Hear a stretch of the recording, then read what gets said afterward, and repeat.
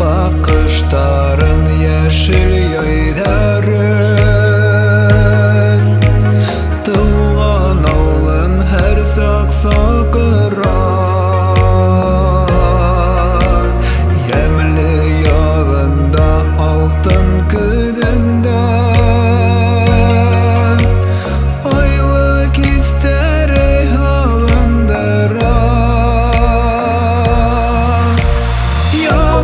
Beşken ekmek yedi sıkkan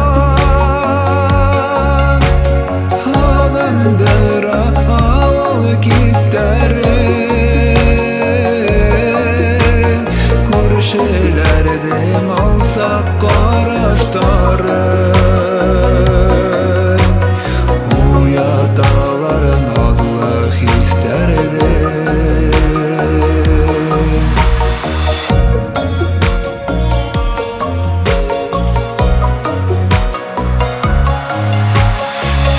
Sıkırı tanışuramdarım Her hukmağa yakın könülge Kurşı yurtlar yılmayğanday güya Şov seskege olar kömelgen Beşken ekmek yedi sıkkan Halındıra alık isterim Kurşelerden alsak karaştarım Uyataların azlık isterdim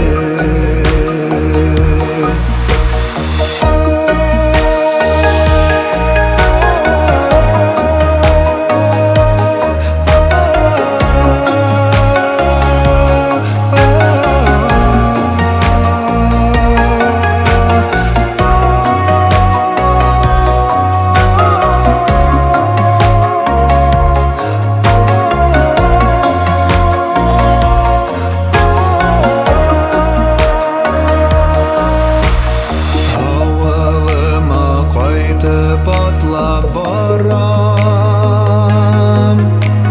Uram yolundan hağındırgan